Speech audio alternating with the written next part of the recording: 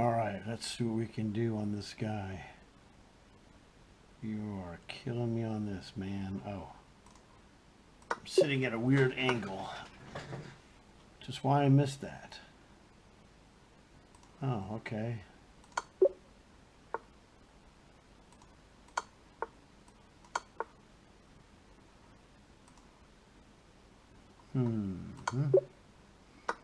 Check, you better believe it.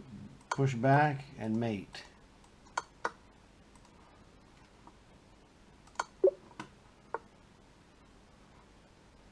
Okay, check, and there's your queen.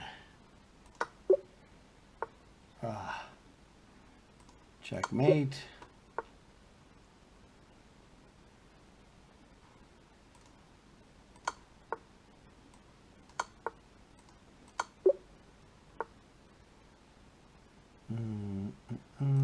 Push back. Check and mate. Goodbye, rook.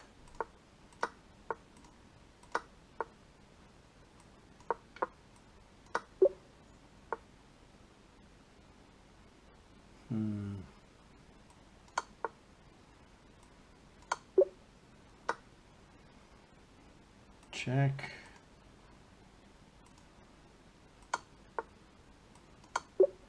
And mate. Well, how about this one?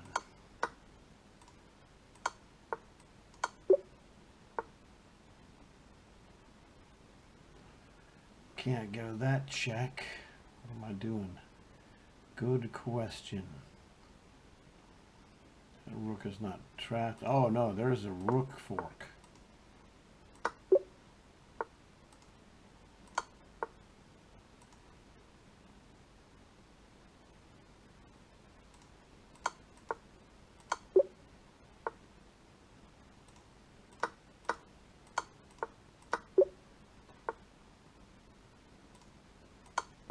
Oh heck.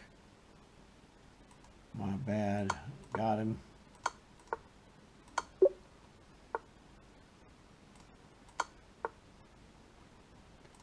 Sorry.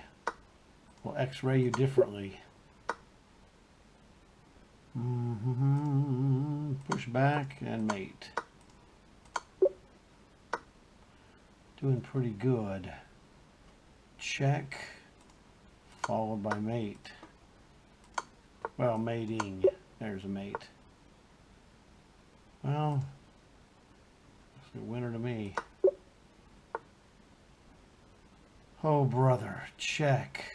Where are you going, baby? Check and mate.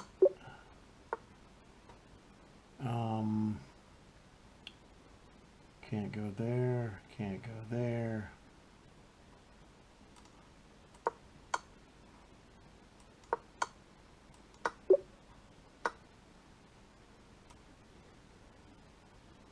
I don't think that's the right move, but it could be. Better, better. I'm good with that. X-ray, defense.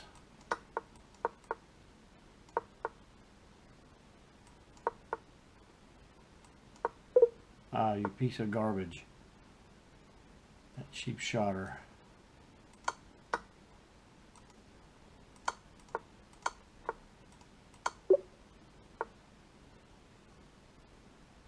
Take it and then fork the queen and the bishop. What is it really doing? A lot? Ah, queen takes knight, check. The answer is yes. Dude, that looks nasty. Ola.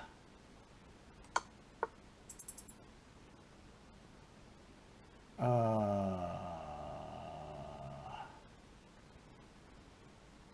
do I get this check?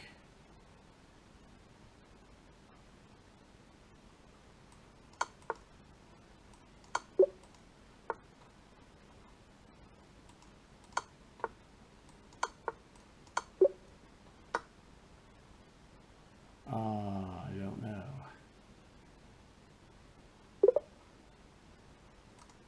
Man, it's tough to bust 30. I'm telling you. I've done it several times, but man, it's hard as you can see. What did I miss on this one? Krudsky. I just went in here, check like an idiot. So, check here. It looks like mating. Yep, there it is. When you're having to move super fast, there you go. Let's see this guy here. Oh yeah, this is one of those cheap shotters.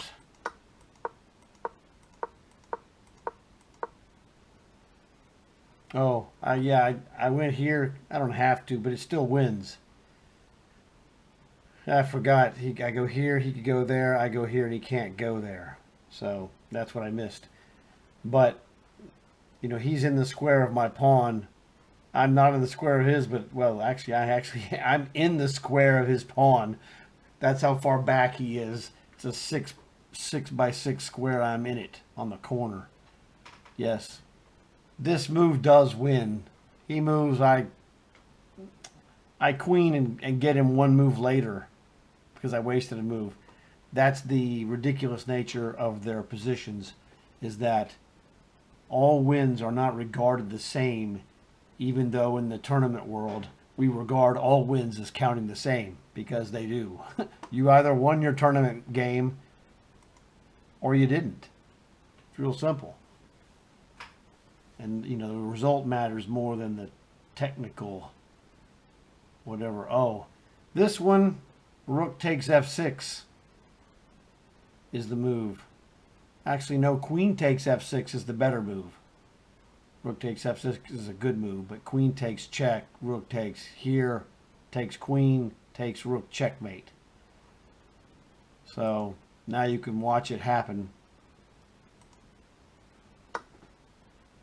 Bam. But in the handful of seconds that I was looking, I didn't look at queen takes pawn. And I wouldn't have been able to finish the move off in time to get the 30th score. So it doesn't matter. That was, you know, it was enough of a challenge to delay me a few seconds. And you see, that's all the difference it takes, man. So these are good. You know, it was a bunch of good problems. Let's look at this here. What was good? That was basic stuff. None of this is any good. That was...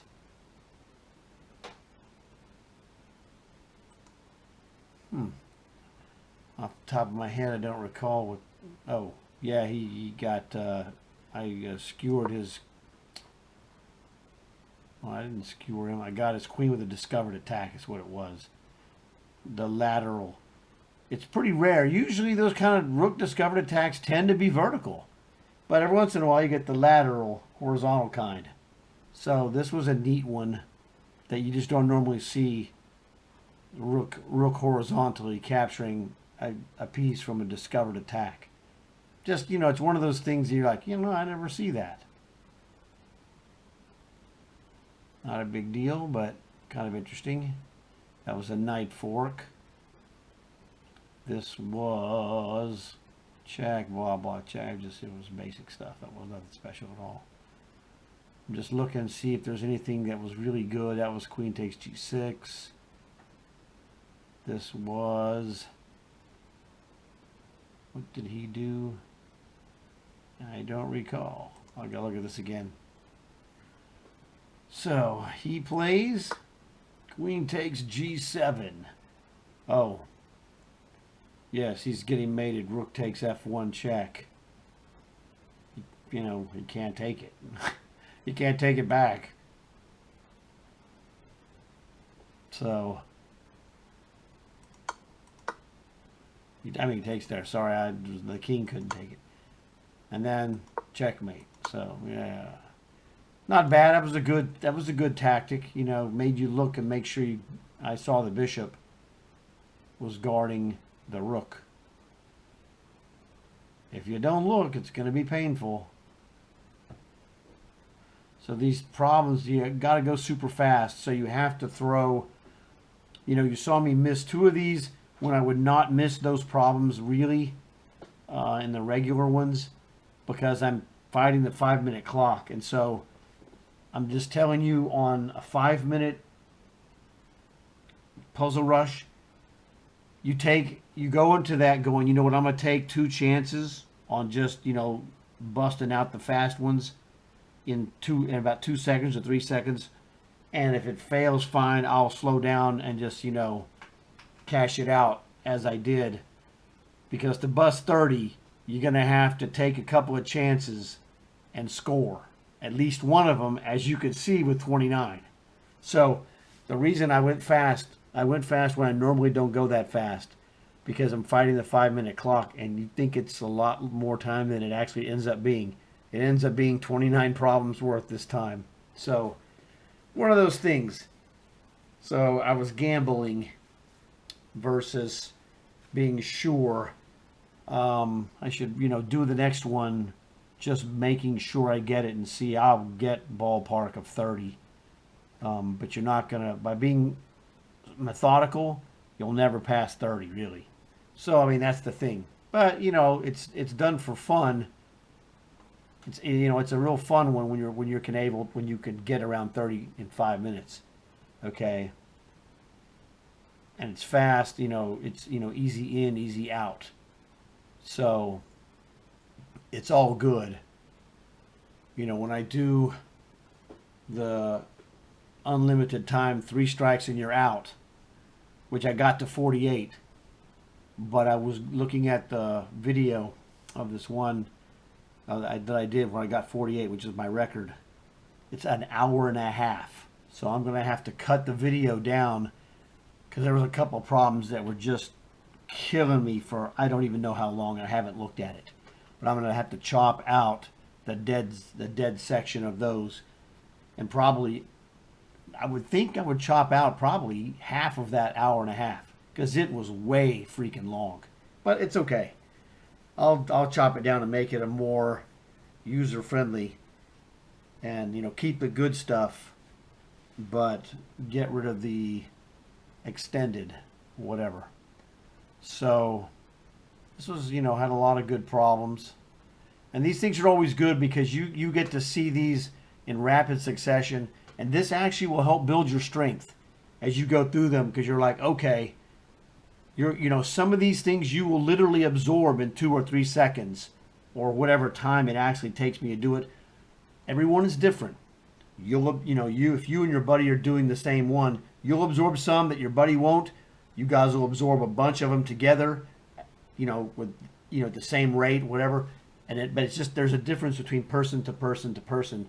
So it's one of those things that we compare ourselves, not to see necessarily who's better, but just to see. It's like the flavor.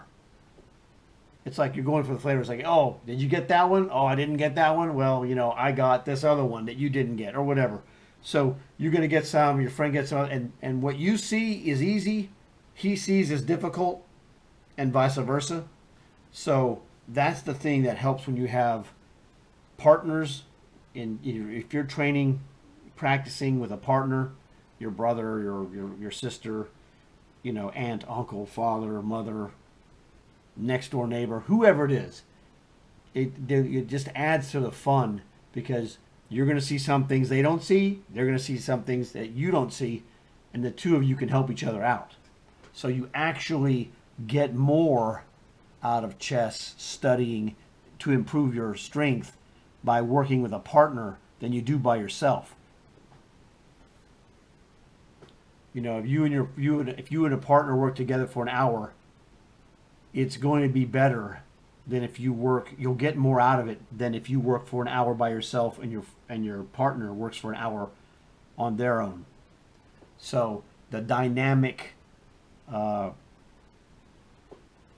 connection between the two of you will definitely help a lot.